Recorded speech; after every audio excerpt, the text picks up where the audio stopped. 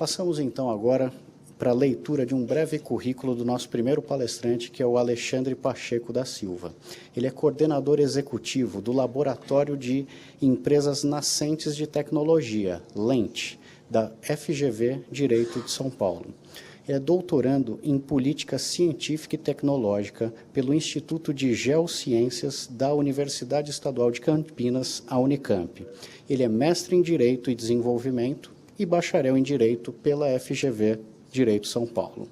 Vamos assistir à palestra do Alexandre sobre negócios de impacto social, da estrutura da empresa nascente, a sua aproximação com o poder público. Por favor, Alexandre. Bom dia a todos os presentes, bom dia a todos que estão assistindo remotamente. Eu queria, em primeiro lugar, agradecer pelo convite e já, de início, explicar um pouquinho o porquê que o tema enviado há um tempo atrás por mim sofreu uma pequena alteração em relação ao seu título e ela é plenamente justificada em razão do que eu pretendo narrar hoje para vocês como uma experiência. E aí eu gostaria de fazer um recorte, que a ideia da minha fala de hoje é que eu seja capaz de narrar uma experiência pedagógica para vocês que busca aproximar um conjunto de alunos com uma formação específica, que é uma formação jurídica, de um ambiente novo, que é o que a gente tem chamado de ecossistema de inovação de empresas nascentes de base tecnológica. A minha ideia central hoje é não apenas explicar essa narrativa do ponto de vista do projeto, do ponto de vista dos seus resultados, mas, fundamentalmente, do ponto de vista do que, dentro de uma instituição de ensino, que é a Fundação Getúlio Vargas, propriamente a Escola de Direito da Fundação Getúlio Vargas, por que faz sentido aproximar alunos que estão obtendo uma formação jurídica desse ambiente e, num segundo momento, que contribuição esses alunos são capazes de oferecer para esse ambiente, para que o ambiente de negócios voltado à geração de inovação possa ser aprimorado. Fundamentalmente, o meu objetivo aqui hoje na minha fala é conseguir narrar a experiência e apontar problemas que foram, num primeiro momento, apontados por esses alunos, descobertos por esses alunos, e, em alguma medida, quais são as sugestões deles de melhoria desse ambiente de negócio. Então, o título da minha conversa de hoje, da minha fala de hoje, é Obstáculos Jurídicos para o Desenvolvimento de Negócios de Impacto Social. A ideia fundamental é que são obstáculos jurídicos que vão desde a formação da empresa até a sua aproximação com o poder público, e a gente vai entender um pouquinho melhor ali para frente por que startups, empresas nascentes de base tecnológica, precisam, em muitos dos seus casos, se aproximar do poder público nas suas mais diversas dimensões, município, estados e o governo federal. Bom, minha fala está dividida em alguns pontos. O primeiro deles é explicar, bom, o que é esse projeto? O que é o Laboratório de Empresas Nascentes de Tecnologia? Em segundo lugar, como ele foi formado?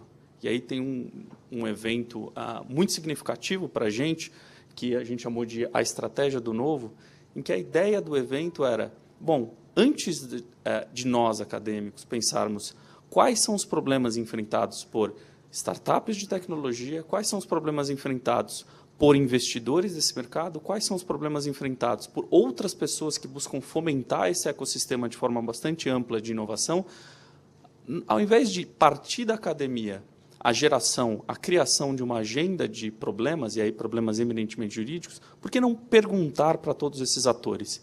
E a ideia é que a gente criou um evento de 2 dias, para perguntar para os atores, por meio de grupos de trabalho, quais eram os problemas que eles vinham enfrentando. Obrigado. E, a partir disso, a ideia é o que o LENT tem feito.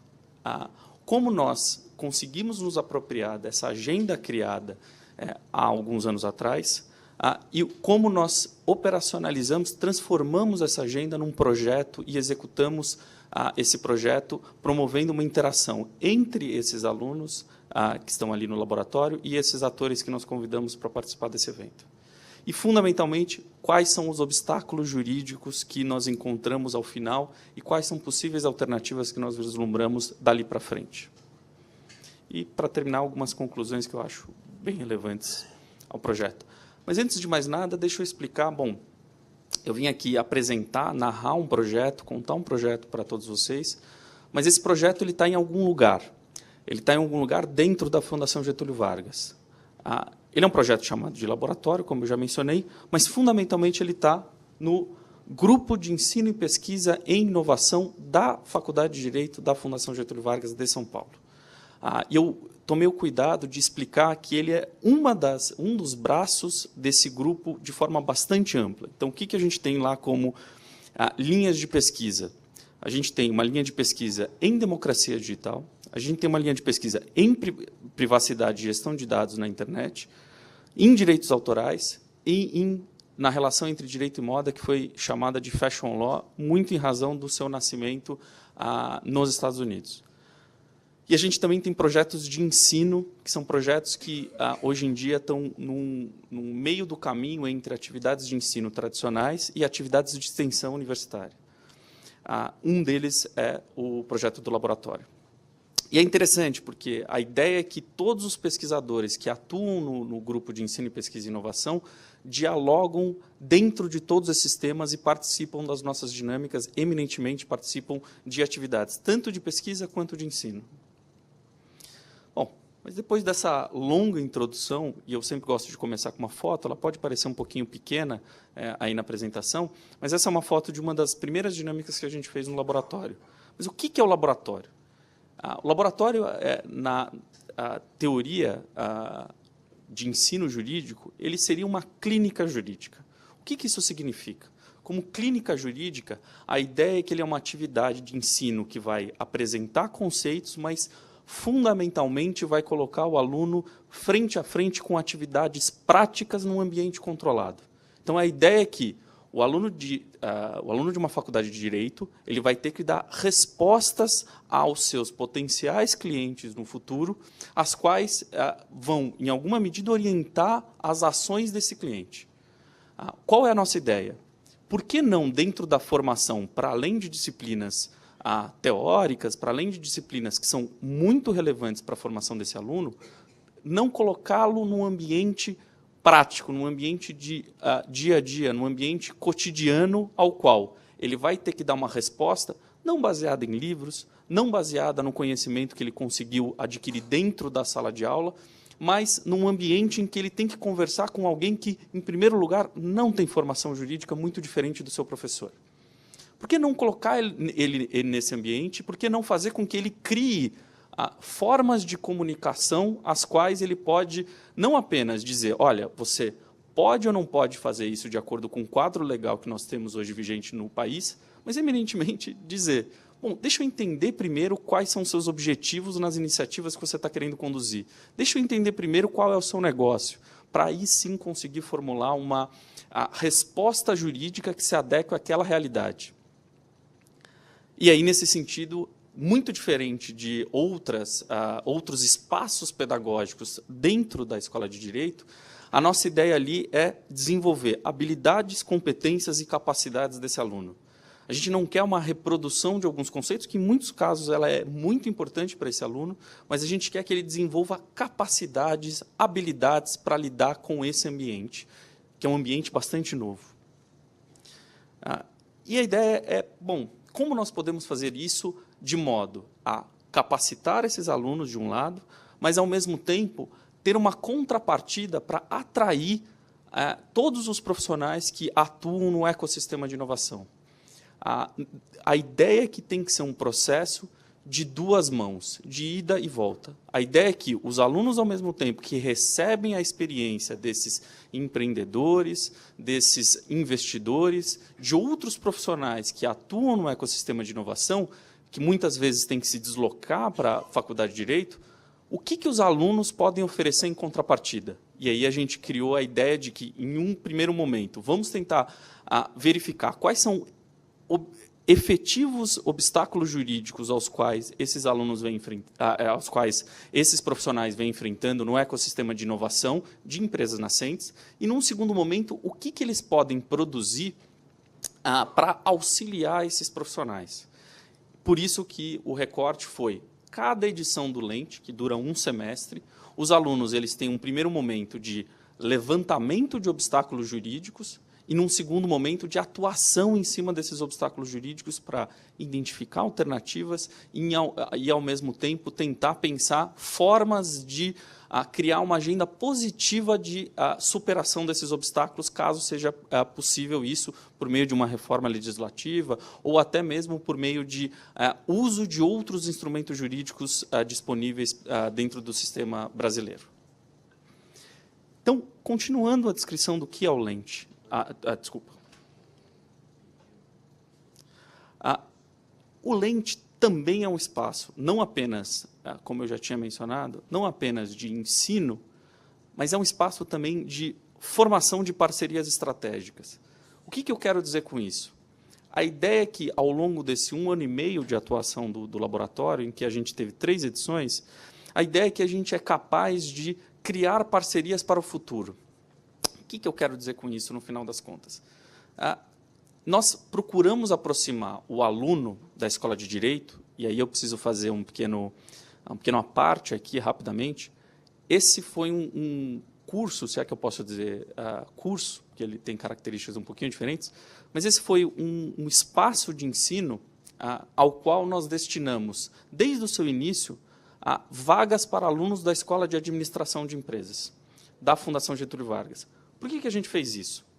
Um pouco da nossa ideia era, bom, é um espaço de formação jurídica, mas essa formação jurídica só é relevante para os alunos da Faculdade de Direito? Essa foi uma pergunta que toda a equipe de formulação do laboratório se fez logo no início da sua criação.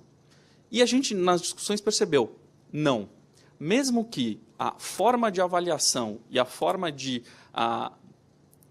debates dentro do laboratório não necessariamente seja uma forma de diálogo ao qual você só vai discutir temas jurídicos, ao qual a ideia principal é formar esse jurista que pode atuar no ecossistema de inovação, mas a gente percebeu que, fundamentalmente, o que a gente imaginava era existe um ganho muito significativo para alunos da Escola de Administração, porque os alunos interessados nesse espaço de aprendizado, muito provavelmente têm algum interesse, tem uma centelha ali de empreendedorismo dentro dele, a qual, no futuro, ele pode, em alguma medida, pensar, bom, vou criar a minha empresa de base tecnológica. Então, fundamentalmente, o que a gente pensou ali atrás? Por que não abrir algumas vagas dentro das nossas 25 disponíveis para alunos da Escola de Administração? Essa formação, ou no mínimo a presença nas dinâmicas as quais a gente vai criar no laboratório, não faz sentido para esse aluno de administração, e a gente percebeu na primeira edição, em que a gente permitiu a entrada desses alunos da Escola de Administração, que fez todo sentido. Por isso que eu digo, para além da parceria estratégica entre laboratório e todos os atores que estão nesse meio, empresas nascentes, investidores e outras entidades de fomento, a gente colocou o futuro empreendedor para, no mínimo, entender, em primeiro lugar, quais são obstáculos jurídicos que ele vai enfrentar lá na frente, caso ele queira empreender, e também colocá-lo em contato com o futuro prestador de serviço, que muito provavelmente será alguém que teve uma formação oferecida pelo laboratório, já que ele vai conhecer, vai formar algum laço de amizade. Por que não criar esses laços dentro da própria universidade? Por isso que a gente costuma dizer que o espaço do laboratório é um espaço de formação de parcerias estratégicas, do lente em relação ao ambiente externo e entre os seus alunos da Escola de Administração e da Escola de Direito.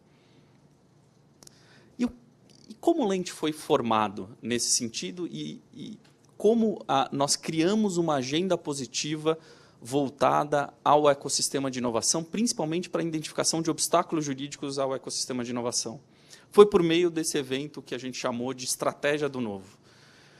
Que a ideia dele foi como identificar quais são os obstáculos jurídicos para empreendedores e investidores, mas mais do que isso, foi criar grupos de trabalho heterogêneo, foi colocar pessoas que estão num dia a dia muito diferente numa mesma sala para discutir os problemas. Então, em vários grupos de trabalho, nós colocamos na mesma sala empreendedores com histórias de vida muito diferentes, empreendedores que já têm 5, 6, 7, 8 anos de mercado, que já tem a sua empresa nascente de base tecnológica, muito provavelmente já falhou 1, 2, 3 vezes com as suas empresas e está no 4º projeto dele, e esse projeto parece que está adquirindo alguma atração, parece que está crescendo ali no seu negócio, está atraindo a atenção de investidores.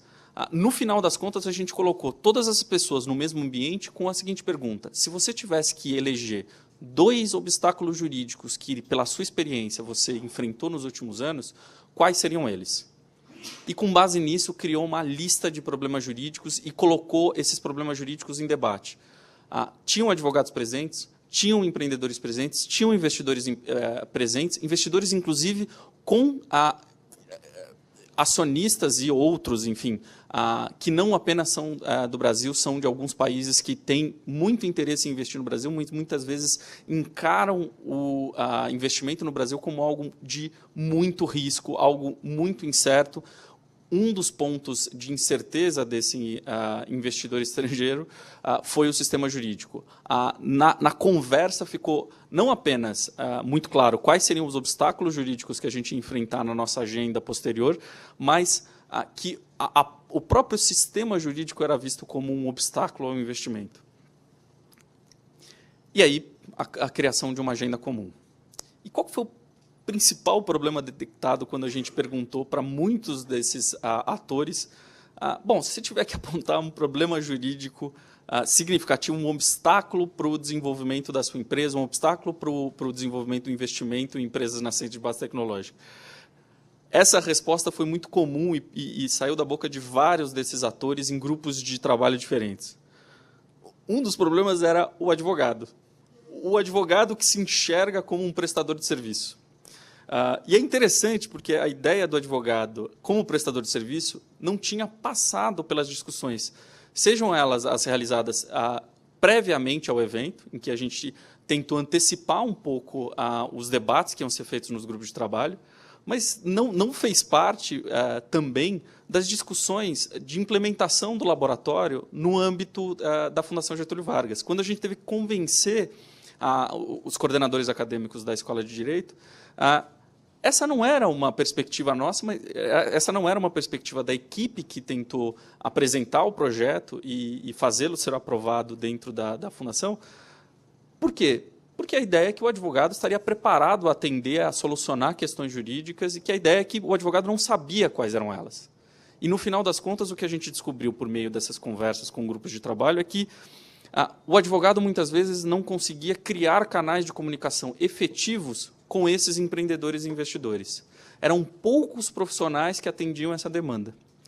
E aí é interessante, em alguma medida, fazer uma referência aqui à minha formação dentro da Escola de Direito, porque eu fui aluno da primeira turma da Escola de Direito da Fundação Getúlio Vargas de São Paulo. Quando ela foi fundada, eu fiz parte da primeira turma, e a ideia era criar um profissional que atua no campo jurídico, a qual o mercado tinha essa demanda, a qual o mercado exigia, mas, em alguma medida, não conseguia completar os seus quadros desse profissional, um profissional que tem uma atuação muito forte em direito público, tem uma atuação muito forte em direito privado e tem uma formação internacional associada a essas duas frentes. Então, o que a escola, desde a sua criação, pensou? Existem nichos de mercado não atendidos para a formação jurídica.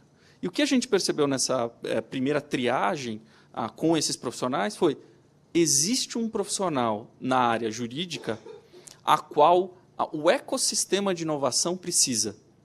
E esse ecossistema de inovação tem, em alguma medida, demandado esses profissionais e não recebido a resposta correta de, bom, qual que é o seu efetivo problema jurídico como empreendedor, como investidor, e como nós podemos pensar alternativas jurídicas para isso.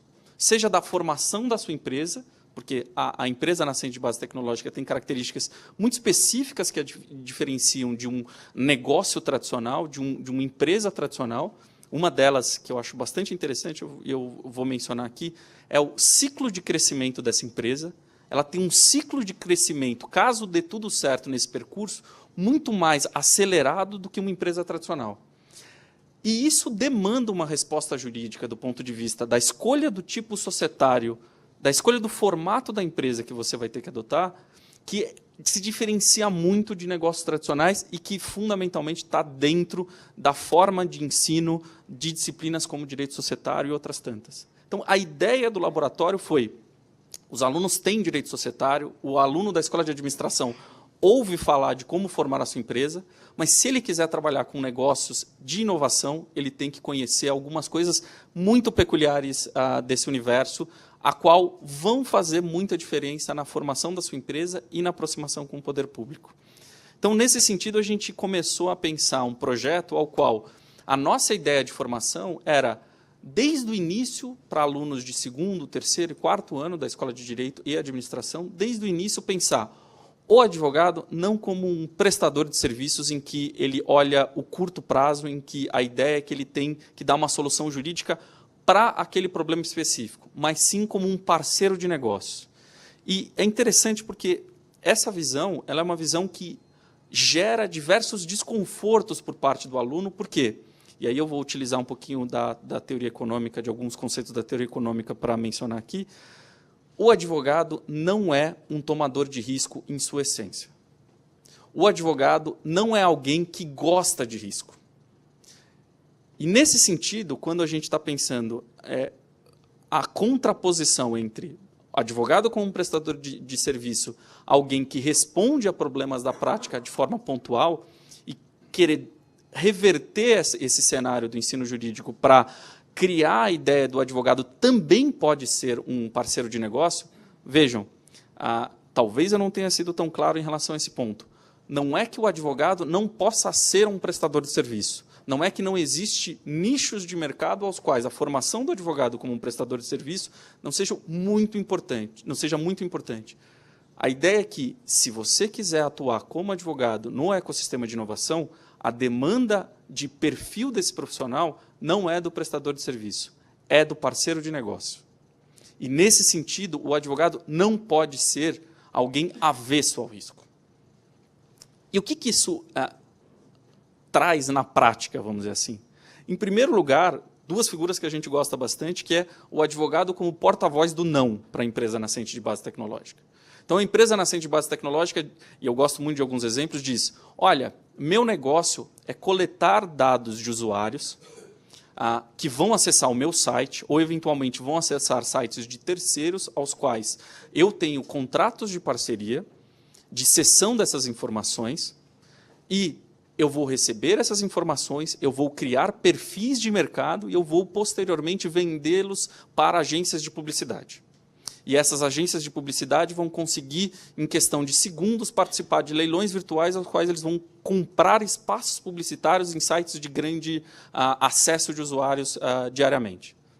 Perfeito. Via de regra, um advogado pouco preparado para ser parceiro de negócio de uma empresa nascente, nesse exemplo, a empresa é uma empresa nascente de base tecnológica, porque desenvolveu uma tecnologia para realizar essa coleta de dados, um advogado poderia dizer, não, existem diversos imperativos relacionados à privacidade de usuários, à intimidade de usuários, que impediriam, na essência, esse negócio de vingar.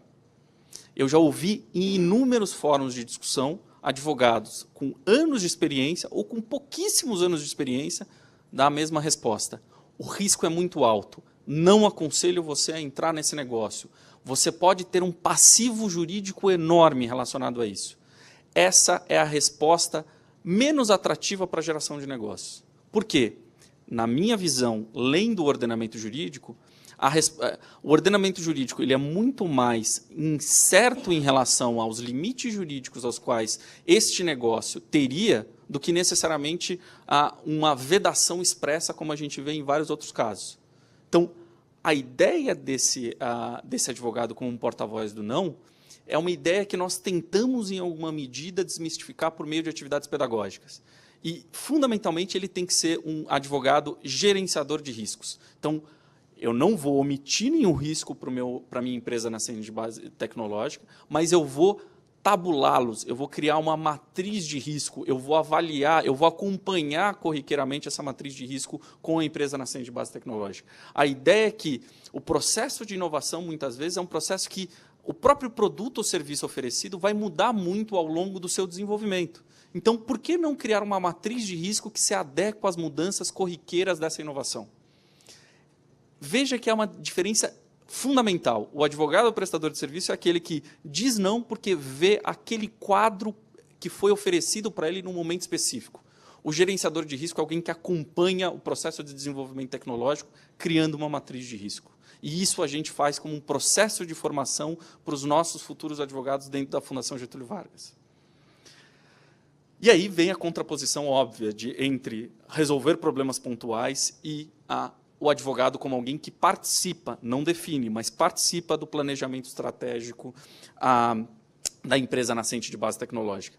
Via de regra, é muito engraçado, porque eu já conversei com algumas empresas, que eu vou mencionar na minha apresentação aqui, que viam, numa primeira conversa, o seu departamento jurídico, os escritórios contratados por elas, como departamento de suporte.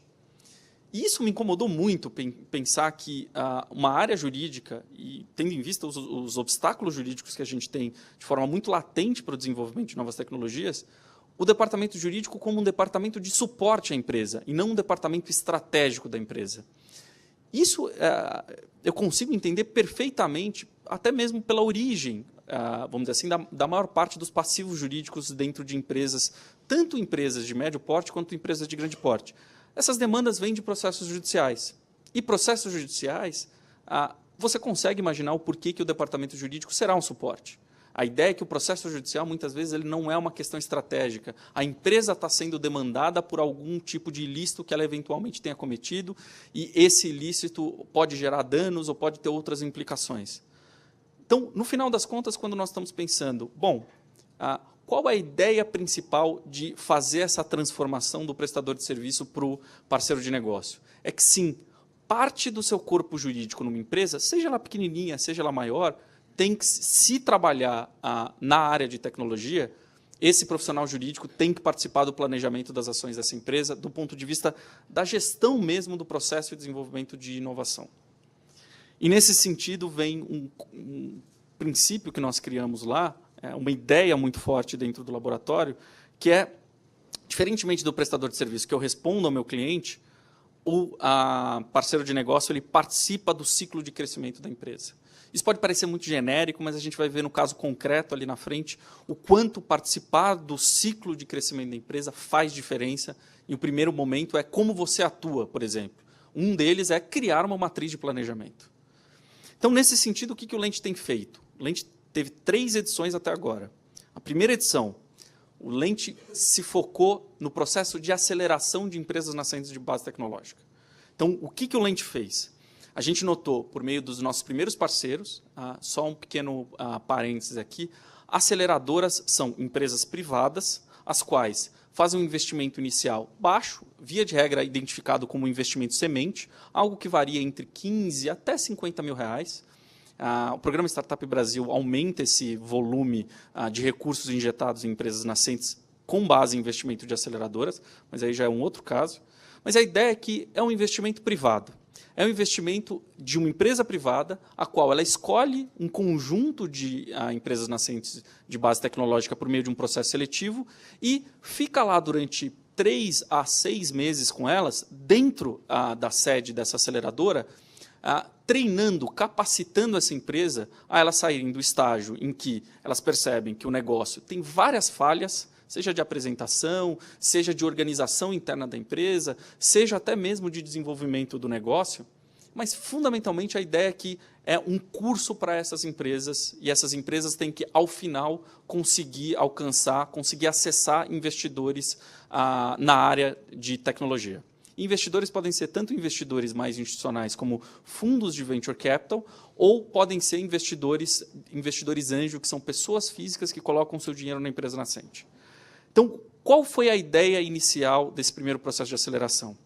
Nós criamos, os alunos elaboraram contratos, que são muito conhecidos, aí, que são termos de uso, para 4 empresas que atuam oferecendo serviços tecnológicos na internet.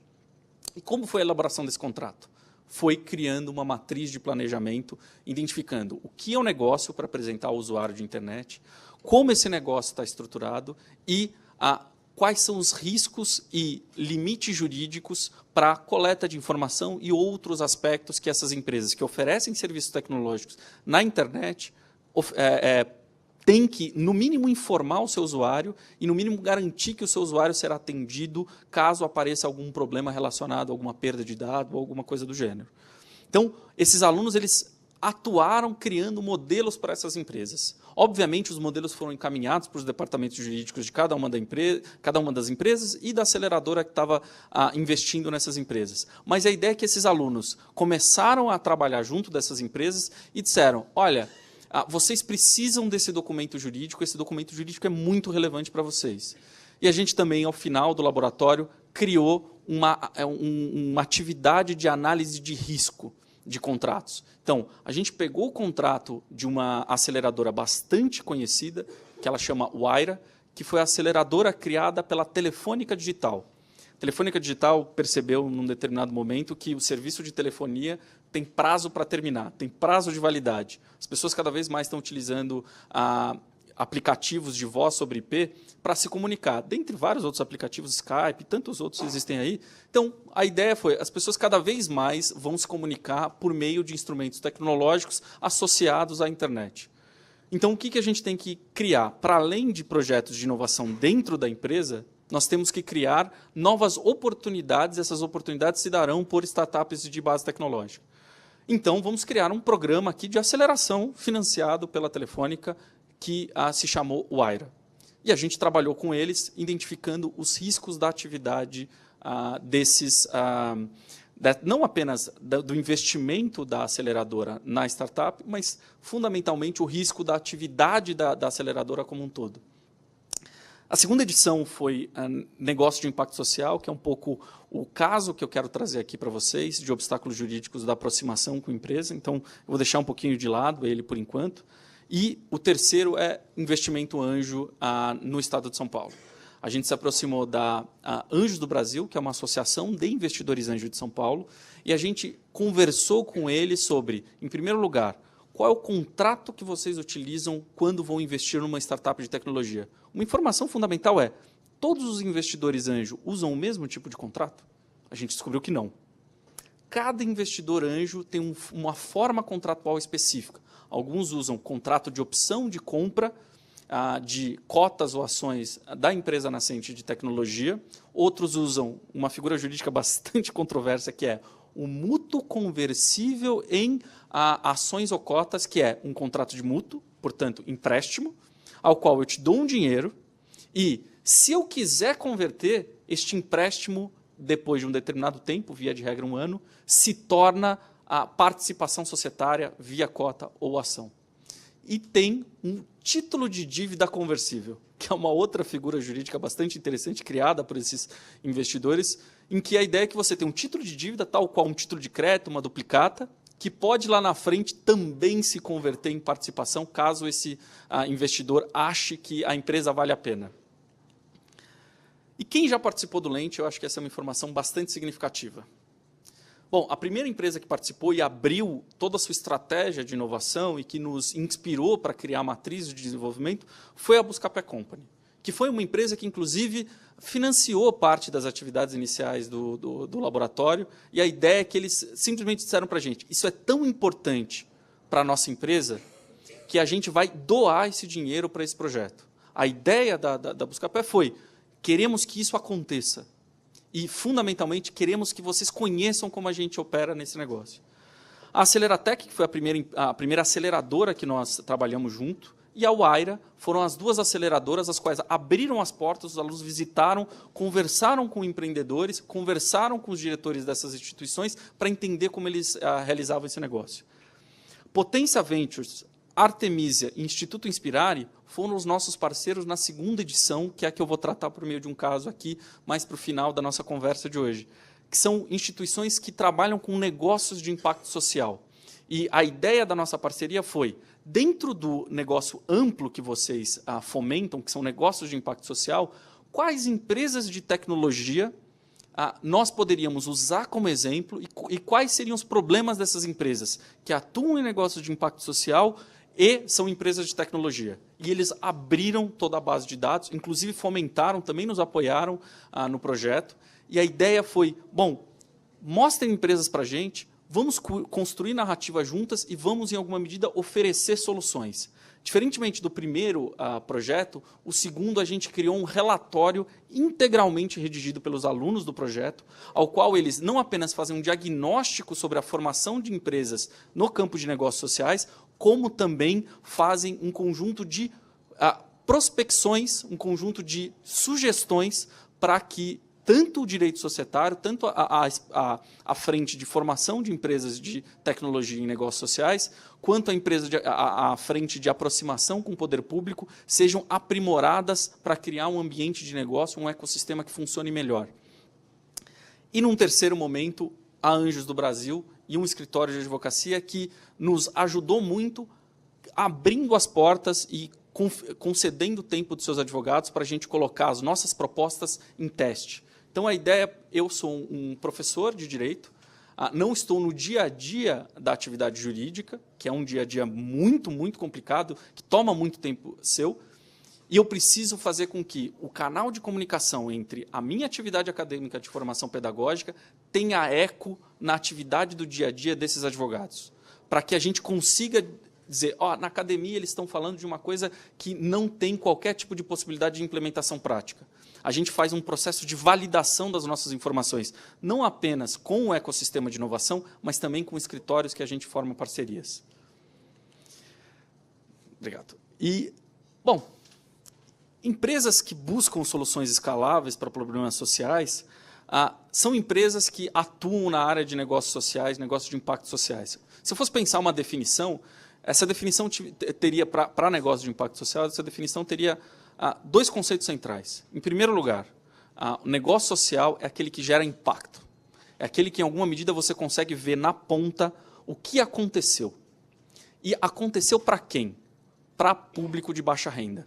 Existe toda uma controvérsia sobre como definir público de baixa renda, que eu não quero entrar aqui, mas, eminentemente, todas as vezes que vocês se encontrarem frente a frente com o termo negócios de impacto social, vocês têm que saber que existe a necessidade de entender como esse impacto está sendo medido e existe um público específico ao qual esse negócio que foi criado está destinado a oferecer serviços ou produtos. Isso são negócios de impacto social. E quais são as características desse negócio? E foram características que nós criamos em conjunto com os nossos parceiros. Em primeiro lugar, o impacto social ele é um resultado da atividade principal da empresa. Então, não é uma atividade que, via de regra, a gente olha em grandes empresas dizendo responsabilidade social, que é uma atividade que a empresa muitas vezes faz como um investimento na sua imagem, como um bem público criado por ela para o ambiente externo, para a sociedade. Nós não estamos falando de empresas que têm setores de responsabilidade social. Nós estamos falando que determinadas empresas têm como o seu negócio principal a geração de impacto. E aí eu vou ilustrar mais para frente, depois das características, uma empresa específica que tem esse objeto. Em segundo lugar, público de baixa renda, como eu mencionei. Em terceiro lugar, a intencionalidade de produzir impacto social. Isso é um aspecto muito interessante. O seu dia a dia é orientado por geração desse impacto. A sua ideia é que o seu cliente é esse público de baixa renda. E, por fim, dois aspectos importantes, já que você está falando de negócio, e, novamente, se eu tirei departamentos de responsabilidade social no primeiro recorte para definir quem atua em negócio de impacto social, eu também vou retirar, nesse último, organizações não governamentais. Eu não estou falando aqui de projetos da sociedade civil organizada. Por quê? Negócios sociais são negócios. Precisam ter potencial de escala e precisam ter rentabilidade. Então, quando a gente está falando de empresas, são empresas que, de alguma forma, conseguem oferecer produtos para a população de baixa renda, conseguem escalar o seu negócio e conseguem ter como principal objetivo a geração de impacto. Eu nem achava, antes de começar o projeto da segunda edição do laboratório, que esse tipo de empreendimento existia. Essas são imagens das nossas dinâmicas de sala de aula. Eu sei que as imagens estão um pouquinho pequenininhas, eu posso encaminhar depois esses registros para quem se interessar, mas, fundamentalmente, diferente da sala de aula, como vocês podem observar, os alunos eles são colocados para dialogar numa outra disposição, inclusive, de cadeiras. Eles vão até empreendedores, eles vão até aceleradores, eles vão até associação de investidores. E quais empresas a gente tem aqui? A gente tem fábrica de aplicativos, a gente tem a Geek e a gente tem a Rentalk. A fábrica de aplicativos é uma empresa que permite com que qualquer pessoa, e eles têm um recorte específico numa das áreas da empresa, qualquer pessoa possa criar o seu aplicativo por meio da plataforma deles. Você não precisa ser programador para criar o seu aplicativo. Você não precisa, no início, sequer pagar. E depois, para ter alguns acessos a serviços, você paga, se eu não me engano, na época, R$ 9,00. Então, alguém que quer começar o seu negócio, alguém que quer criar algum canal de comunicação, alguém que está em algum lugar só com acesso à internet e que pode disponibilizar R$ 9,00, por exemplo, no boleto bancário, pode criar o seu aplicativo com diversas funcionalidades, com uma equipe de programadores que vai estar à sua disposição. E eles criaram um setor específico voltado a negócios de impacto para público de baixa renda dentro da empresa desde o início, porque eles perceberam que a maior parte dos seus usuários era composta por público de baixa renda. Uma outra significativa é a Geek. A ideia da Geek é converter conhecimentos que são ensinados no nosso ensino médio em materiais midiáticos com maior apelo de aprendizagem. O que isso significa? Eu aprendo álgebra no meu colégio, ali no primeiro, segundo, terceiro ano colegial. Esse material de matemática, muitas vezes ele é ensinado como? No ambiente de sala de aula, ele é ensinado por um professor e é uma comunicação unidirecional em muitos casos. A Geek fez o quê? Por que não transformar esse mesmo conhecimento num jogo? Num jogo ao qual o usuário pode baixar e as respostas deles a equações matemáticas vão ter um sistema de pontuação, vão ter elementos lúdicos com personagens e outros aspectos, aos quais ele vai ser recompensado na medida em que ele consegue atingir objetivos, e esses objetivos vão ser medidos a partir de instrumentos pedagógicos. Qual que é o impacto que eles vão gerar? Eles ofereceram esse mesmo serviço para empresas, para escolas privadas, as quais, no início do negócio, eles conseguiram tracionar ele e gerar escala para eles se sustentarem, mas o segundo passo deles qual foi? Foi criar uma interação com governos estaduais, aos quais o que eles queriam? Nós queremos que vocês nos contratem e essa contratação vai fazer com que eu disponibilize esse serviço para a rede pública. Eles fizeram uma pequena experiência como a estratégia de convencimento. Eles disponibilizaram, durante 6 meses, 2 jogos de graça. E eles tinham mais ou menos alguns milhares de usuários da rede privada, e só para vocês terem uma ideia de escala, vamos supor aqui, em números, só para ter uma ideia de proporcionalidade, que eles tivessem 15 a 20 mil usuários da rede privada. Em 6 meses que eles abriram para a rede pública, eles tiveram 600 mil. Só que isso, do ponto de vista para uma empresa, isso é custo de hospedagem de dados, isso é custo de funcionários que vão ter que interagir com essas pessoas. Do ponto de vista do impacto, a aproximação com o poder público foi gigantesca. Por quê? Porque o impacto que eles são capazes de gerar com 600 mil usuários é enorme. E qual que era o objetivo ao disponibilizar esses 2 jogos que eles colocaram ali durante 6, 7 meses? Era que esses jogos tinham sido pensados para melhorar o resultado desses alunos que tinham se inscrito e se cadastrado no Enem, para depois avaliar se esses alunos conseguiam ter um resultado acima da média no Exame Nacional, que é o Enem. E eles perceberam, eles têm tanto métricas para alunos de escolas privadas, que muitas vezes o número que eles me passaram na época era um aumento de 30% no rendimento dos alunos de escola privada, e eles tinham um aumento significativo entre 10%, 15%, 20% dos alunos da rede pública. Então, o objeto dessa empresa, uma empresa nascente de base tecnológica, que respeita todas as regras de empresa nascente, é gerar impacto social. Qual que é o problema? Todos os governos aos quais eles entraram em contato, inclusive o governo federal, demonstraram de forma muito clara que eles precisariam participar de processos licitatórios, em quaisquer modalidades que eles quisessem participar. E esse era um obstáculo jurídico muito relevante que eu queria apontar para vocês, que é o caso em questão. Vamos supor que a Geek quisesse participar de um processo.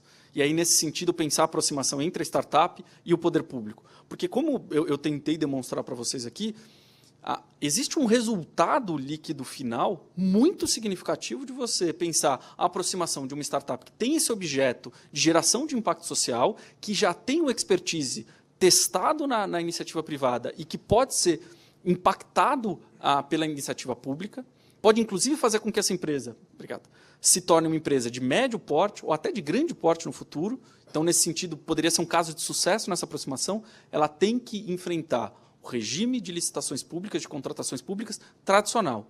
Um regime que foi pensado eminentemente para obras públicas. Então, quando a gente está pensando, bom, a gente pensou em criar um regime licitatório com todas as garantias, com todas as proteções, em diversas modalidades, colocadas por faixas de preço diferenciadas, com características de cada uma dessas modalidades diferentes, e, no final das contas, a gente está aplicando este mesmo regime de contratação para empresas como a GIC de serviços tecnológicos, em que essa empresa já ofereceu o seu produto, e essa empresa tem características muito distintas de empresas que são empreiteiras de médio, de grande porte, que, via de regra, participam de processos licitatórios. E o que eu percebi nas conversas, das experiências que os empreendedores que participaram da segunda edição do laboratório nos mostraram? Em primeiro lugar, eles têm uma dificuldade na delimitação, e aí eu tenho que fazer um pequeno parênteses. Quem tem essa dificuldade, né? O agente público tem uma dificuldade na delimitação do objeto da licitação de serviços tecnológicos. Então, existe uma dificuldade muito grande na conversa, na criação desse canal de comunicação. Nós criamos um canal de comunicação entre alunos da Escola de Direito e empreendedores e investidores, e hoje está sendo construído um canal de comunicação entre empresas nascentes de base tecnológica e o poder público. E esse canal de comunicação tem sido, via de regra, mediado por profissionais sem formação jurídica. E esse é um aspecto que a gente quer atuar de forma muito forte, formando esses futuros profissionais. Há um custo muito alto de aprendizagem da empresa nascente para participar de licitações públicas. Então, não é fácil você disponibilizar pessoal, e olha, em média a gente está falando de uma empresa nascente com de 5 a 15 pessoas, que são pessoas que têm que fazer, muitas vezes, tudo dentro da empresa nascente. Quando a gente pensa em estruturas de empresas médias e grandes, essas empresas têm 3, 4, 5 departamentos até muito grandes que só trabalham com compras públicas. A gente está, muitas vezes, pegando um profissional que trabalha na área comercial, que tem que encontrar parceiros e futuros clientes, e essa mesma pessoa que dialoga nessa lógica vai ter que criar a estratégia de participação de licitações públicas para essa empresa nascente de base tecnológica. E riscos muito grandes relacionados à dispensa de licitação. Muitas vezes, uma tecnologia ela é única numa região. E o custo de você dispensar essa empresa nascente, que naquela região ela conseguiu prospectar que ela é a única que oferece aquele serviço, muitas vezes pode gerar um risco futuro de outra empresa incomodada quando você vê essa escala, quando a imprensa começa a mostrar que, olha, 600 alunos melhoraram seu resultado no exame nacional, outra empresa que está sediada em outro lugar, por exemplo, no Rio Grande do Sul, e não em São Paulo, pode dizer, nós fazemos a mesma coisa. E não soubemos, ou deveria ter sido feito uma licitação e não foi dispensada, e essa dispensa pode gerar problemas tanto para a empresa nascente quanto para o agente público que autorizou a dispensa. E, nesse sentido, empreendedores muitas vezes falam, é melhor não participarmos de licitações públicas. O que a gente criou a partir disso? Para além disso, o que a gente criou? Porque alguns pontos eu já até adiantei para vocês. A gente começou a observar empresas que, diferente desse primeiro cenário que eu passei para vocês, em que são empresas que, olha, eu acho que é muito arriscado participar de contratações públicas. A gente conseguiu observar empresas que são capazes de criar alternativas jurídicas com a participação de advogados. Uma delas foi participar de arranjos de subcontratação. Qual o problema de participar de arranjos de subcontratação? O primeiro problema é que você precisa, em primeiro lugar, encontrar uma sinergia entre a empresa nascente e uma empresa que já foi contratada pelo poder público num processo licitatório. A gente conseguiu ver isso no estado de Alagoas, por exemplo, por meio de uma empresa que chama HandTalk, uma empresa nascente que desenvolveu uma tecnologia de tradução de materiais em língua portuguesa, escritos, em linguagem dos sinais. E essas linguagens dos sinais colocados em mídias diferentes. Então, eles criaram essa tecnologia e pensaram, bom, aproximação com o poder público para a tradução automática de materiais que estão escritos em língua portuguesa e podem ser aproveitados por pessoas que têm deficiências, que necessitam da linguagem de Libras, o que eles fizeram? Eles falaram, vamos nos aproximar de alguém. Conversaram primeiro com representantes da Secretaria de Educação do Estado de Alagoas, mas depois identificaram em agências de publicidade contratadas para realizar a comunicação do Estado que existia um espaço de tradução de materiais aos quais eles barateariam muito a tradução desses materiais por meio da tecnologia oferecida por eles. Qual que é o problema disso? Não é uma solução para todos os problemas, porque existe um limite já definido por tribunais de contas por todo o Brasil de que a contratação, a subcontratação precisa respeitar um limite de 30% do valor que foi contratado por meio de uma licitação, seja em qualquer modalidade que for. Então, o que a gente está falando? A gente está falando de um universo de subcontratação com um limite de 30% do valor total daquele contrato. Então, você pode subcontratar? Pode. É uma alternativa? É. Só que você tem a barreira de 30%. E você precisa de um Estado que esteja disposto e você precisa de uma empresa nascente que consiga encontrar uma empresa não só disposta, mas com uma sinergia numa área específica. Então, a gente está falando de um nicho bastante reduzido. E tem a possibilidade de convênios, que é a segunda, que é a possibilidade de você encontrar um parceiro privado que vai financiar o projeto e o poder público, a única coisa que ele faz por meio da celebração do convênio é disponibilizar a estrutura pública, sejam de escolas, seja, por exemplo, na área de saúde. O que você precisa fazer? Eu preciso ter acesso a dados? Eu preciso ter acesso à infraestrutura de professores para capacitá-los a usar uma tecnologia? Eu ofereço para você sem qualquer contrapartida financeira. E quem vai financiar o projeto? Um parceiro privado. O que a gente tem notado? Parceiros privados que têm topado esse tipo de arranjo são fundações privadas.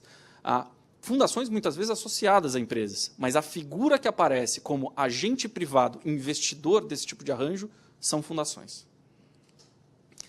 E para terminar um pouco minha conversa aqui, quais seriam as conclusões da nossa reflexão de hoje? Quais seriam os pontos que eu queria ressaltar do porquê que não só eu vim aqui, mas eminentemente qual que é o resultado que nós tentamos criar ao longo dessa experiência pedagógica que eu narrei para vocês, cujo todos os resultados foi criado, obviamente, com o nosso auxílio, mas por alunos de 2º a 4º anos da Escola de Direito da Fundação Getúlio Vargas, com alunos de administração que também participaram de todas as atividades. Em primeiro lugar, acho que importante é que as atuais modalidades de licitação, no nosso caso concreto do final, elas não dão conta de absorver empresas nascentes ofertantes de serviços tecnológicos. Isso, do ponto de vista da experiência empírica que a gente teve, isso é um fato para nós. O modelo de licitações públicas não foi pensado para ela, ele não responde bem a essas empresas, a esse ambiente. Num segundo momento, as alternativas jurídicas criadas ainda são imperfeitas. Não só em razão dos riscos relacionados ao questionamento da sua instabilidade, no caso dos convênios, que eu não mencionei, mas vale a pena reforçar aqui, se o ator privado, no caso a fundação, decidir que não vai mais apoiar o projeto morre. Então, vamos supor que uma fundação tenha decidido investir por 2 anos num projeto em que a GIC vai oferecer jogos para rede pública de ensino no estado X, por exemplo, no estado de São Paulo. Se a fundação que topou o arranjo de convênio, está financiando a iniciativa, está pagando a GIC pelo serviço, depois de 2 anos perceber que não vale mais a pena investir naquele empreendimento, o empreendimento acaba, a não ser que tenha uma contratação pública relacionada a ele. E a dificuldade que essa eu mencionei de forma muito categórica de encontrar sinergias entre atores privados. E, por fim, a criação de programas específicos e novas formas de contratação pública podem ser o caminho. O que eu estou querendo dizer com isso? Fundamentalmente, eu acho que vale a pena ter projetos de parceria que são pensados para atender serviços tecnológicos entre governos de Estado e municípios com essas empresas. E mais do que isso, eu acho que a gente precisa continuar a nossa agenda de repensar formatos de contratação pública para além do modelo de licitação pública prevista na Lei 8666. Eu acho que essa é uma discussão que não tem que se encerrar e ela tem que ser colocada dizendo não é que a Lei 8666 e outras leis não possam atender setores muito importantes de investimento público, de contratação pública. É que esta lei não foi não só concebida, mas não responde bem às demandas do ecossistema de inovação. Por fim, eu queria deixar aqui todos os meus contatos, queria fazer uma pequena propaganda aqui do grupo que eu faço parte com o endereço do nosso site, dizer que no site da Escola de Direito da Fundação Getúlio Vargas, a gente tem um relatório, é um relatório um pouquinho comprido, de 149 páginas, se não me engano, com o diagnóstico desses alunos e com a reflexão desses alunos, desde a formação da empresa nascente de base tecnológica, que tipo societário você escolhe, quais são os desafios, quais são os custos dessa sociedade, até uma argumentação sobre, bom, quais são alternativas de aproximação da startup de tecnologia com o poder público. Eles fazem essa discussão muito mais aprofundada do que eu apresentei aqui, entre o quão a lei de licitações e o regime de licitação é insuficiente e quais seriam as alternativas e riscos dela, tanto subcontratação, dispensa, quanto convênio. Tá bom? Queria agradecer muito ao convite e poder ter esse espaço de diálogo com todos vocês e fico à completa disposição para quem quiser conversar. Depois a gente vai ter uma agenda de debates aqui, mas quem quiser entrar em contato diretamente comigo, a ideia é que nós criemos canais de comunicação com pessoas de áreas muito diferentes. Então, fico completamente aberto e muito obrigado pela participação hoje aqui.